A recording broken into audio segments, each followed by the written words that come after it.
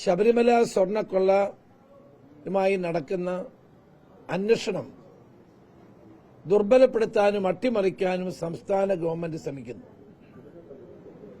കാരണം കോടതിയുടെ നിരീക്ഷണത്തിൽ SIT നല്ല പ്രവർത്തനം മുന്നോട്ട് കൊണ്ടുപോവുകയായിരുന്നു.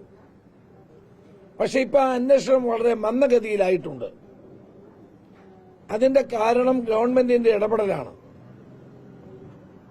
സംസ്ഥാന മുഖ്യമന്ത്രിയുടെ കീഴിലുള്ള പോലീസ് ഉദ്യോഗസ്ഥന്മാരായതുകൊണ്ട് സ്വാഭാവികമായി ഇടപെടൽ ഉണ്ടാകുമെന്ന് ആളുകൾ സംശയിച്ചിരുന്നു.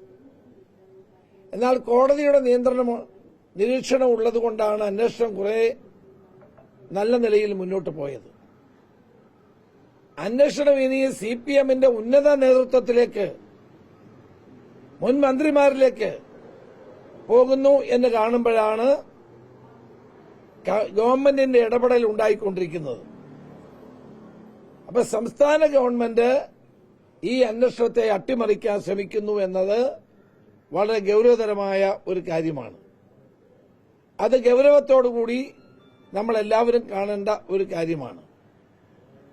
മാത്രവുമല്ല, ഈ ശബരിമലയിലെ സ്വർണം മോഷ്ടിച്ചതുമായി ബന്ധപ്പെട്ട് പുതിയ കാര്യങ്ങൾ വെളിപ്പെടുത്തലുകൾ വരികയാണ്. ഇതിനൊരു അന്തർദേശീയ മാനമുണ്ട്. ഇന്റർനാഷണൽ റെമിഫിക്കേഷനുള്ള ഒരു കേസായി ഇത് വരികയാണ്. അതുകൊണ്ടാണ് UDF നേരത്തെ തന്നെ ഈ കേസ് CBI കോടതിയുടെ നിരീക്ഷണത്തിൽ CBI അന്വേഷണം ആവശ്യപ്പെട്ടത്. ഞങ്ങളെ അന്ന് CPM സംസ്ഥാന സെക്രട്ടറി ഞങ്ങളെ കളിയാക്കുകയുണ്ടായി. ഞങ്ങൾ എന്തിനാണ് ഇത് ചോദിച്ചതെന്ന്. SIT വെച്ചപ്പോൾ ഞങ്ങൾ എതിർക്കാൻ പോയില്ല. കാരണം SIT നല്ല നിലയിൽ ജോലി ചെയ്യുകയാണെങ്കിൽ നമുക്കതിനെ പിന്തുണയ്ക്കേണ്ട കാര്യമുണ്ടല്ലോ. പക്ഷെ ഇപ്പൊ സാഹചര്യം മാറിയിരിക്കുകയാണ്. അന്താരാഷ്ട്ര ആന്റിക് സ്മഗ്ലേഴ്സിന് ഇതുമായിട്ട് ബന്ധമുണ്ടെന്നുള്ള വാർത്തകൾ പുറത്തു വരുന്നതോടൊപ്പം ഇതിന് അന്തർദേശീയ മാനങ്ങളുള്ളൊരു കേസായി മാറുമ്പോൾ UDF നേരത്തെ പറഞ്ഞ അന്വേഷണം ആയിരിക്കും ഇനി ഫലപ്രദമെന്നാണ് എന്റെ വിലയിരുത്തൽ. ഇതേ കോടതിയുടെ നിരീക്ഷണത്തിൽ ഒരു CBI അന്വേഷണം നടത്തുന്നത് നന്നായിരിക്കും എന്നതാണ് പുതിയ വെളിപ്പെടുത്തലിന്റെ അടിസ്ഥാനത്തിൽ എനിക്ക് പറയാനുള്ളത്. ഞാൻ SITയെ കൊച്ചായി കാണുന്നില്ല, അവരുടെ പ്രവർത്തനങ്ങളെ ഇകഴ്ത്തി കാണിക്കുന്നില്ല. പക്ഷെ ഇന്റർനാഷണൽ റെമിഫിക്കേഷനുള്ള ഒരു കേസാകുമ്പോൾ സ്വാഭാവികമായും കേരളത്തിലെ SITക്ക് മാത്രമായി ഒരു അന്വേഷണം നടത്താൻ കഴിയാത്ത സാഹചര്യമുണ്ടാകും. ഉന്നതന്മാരിലേക്ക് ഈ കേസുകൾ പോകുന്നു എന്നതാണ് CPMനെ ഭയപ്പെടുത്തുന്നത്. രാഷ്ട്രീയ നേതൃത്വത്തിന്റെ പിന്തുണ ഉള്ള കേസായതുകൊണ്ടാണ് ഈ കേസിനെ എങ്ങനെയെങ്കിലും ദുർബലപ്പെടുത്താൻ ഗവൺമെന്റ് ശ്രമിക്കുന്നത്. ഇന്ത്യയിലെ ലോകത്തെയും കോടാനുകോടി വരുന്ന ഭക്തജനങ്ങളുടെ വികാരത്തെ വ്രണപ്പെടുത്തിയ ഒരു കേസാണിത്.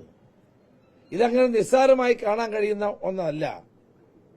കേരളത്തിലെ ക്ഷേത്രങ്ങളിലെ പുരാവസ്തുക്കൾ മുഴുവൻ വിറ്റ് കാശുണ്ടാക്കാൻ ശ്രമിച്ച ദേവസ്വം ബോർഡുകളുടെ കഥകളാണ് ഓരോ ദിവസവും പുറത്തു വന്നുകൊണ്ടിരിക്കുന്നത്. ഇപ്പൊ തന്നെ പഞ്ചലോഹ വിഗ്രഹങ്ങൾ കാണാനില്ല എന്നുള്ള വാർത്ത ഇന്നലെ പുറത്തു വന്നു. അപ്പൊ ഇതൊക്കെ വളരെ ഗൌരവതരമായ കാര്യങ്ങളാണ്.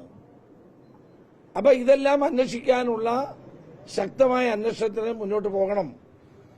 ബഹുമാനപ്പെട്ട ഹൈക്കോടതി ചോദിച്ച ചോദ്യങ്ങളൊക്കെ പ്രസക്തമാണ്. ആദ്യമായി ഈ കാര്യം ബഹുമാനപ്പെട്ട ഹൈക്കോടതിയാണ് പറഞ്ഞത്. സുഭാഷ് കപൂർ എന്ന ഇന്റർനാഷണൽ സ്മഗ്ലിംഗ് ഏജന്റ് നടത്തിക്കൊണ്ടിരിക്കുന്ന പ്രവർത്തനങ്ങളെപ്പറ്റി ചോദിച്ചത്.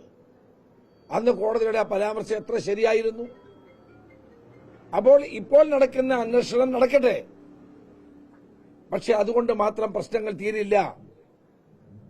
ഒരു അന്തർദേശീയ തലത്തിലുള്ള കാര്യങ്ങൾ കൂടി ഇതിൽ ഉൾപ്പെട്ടതുകൊണ്ട് ഇതിന് CBIയുടെ അന്വേഷണം വേണ്ടി വരും. ഇന്നല്ലെങ്കിൽ നാളെ അത് വേണ്ടി വരും എന്നതാണ് വസ്തുത.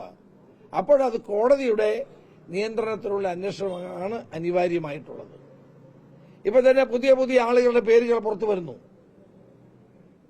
അവരൊക്കെ ഇതുമായി പങ്കുണ്ട് എന്ന് തെളിയിക്കപ്പെടുന്നു എന്നുള്ള തെളിവുകൾ പുറത്തു വരുന്നു. അപ്പൊ സമഗ്രമായ ഒരു കോടതിയുടെ നിയന്ത്രണത്തിലുള്ള CBI അന്വേഷണത്തിലേക്ക് ഇത് പോകേണ്ട ഘട്ടമായിരിക്കുന്നു എന്നാണ് എനിക്ക് പറയാനുള്ളത്. SIT അവരെ കൊണ്ട് കഴിയാവുന്നതൊക്കെ ചെയ്യട്ടെ. എല്ലാ പ്രലോഭനങ്ങളും സമ്മർദ്ദങ്ങളും ഉണ്ടായിട്ടും SITയുടെ പ്രവർത്തനങ്ങളെ ഞങ്ങളാരും മോശമാണെന്ന് പറഞ്ഞിട്ടില്ല. ഒരു കാര്യം വളരെ വ്യക്തമാണ്, ഇതിന്റെ പിന്നിൽ വലിയ ഒരു ഗൂഢസംഘം പ്രവർത്തിക്കുന്നുണ്ട്. ആ ഗൂഢസംഘത്തിന് കേരളത്തിൽ ഇന്ന് അധികാരത്തിലിരിക്കുന്ന ഗവൺമെന്റിന്റെ ഉത്തരവാദിത്തപ്പെട്ട സ്ഥാനങ്ങളിലിരിക്കുന്ന ആളുകളുമായി ബന്ധമുണ്ട്. ഒരു വലിയ ഗൂഢസംഘം ഈ ശബരിമലയിലെ കൊള്ളയുടെ പിന്നിലുണ്ട്.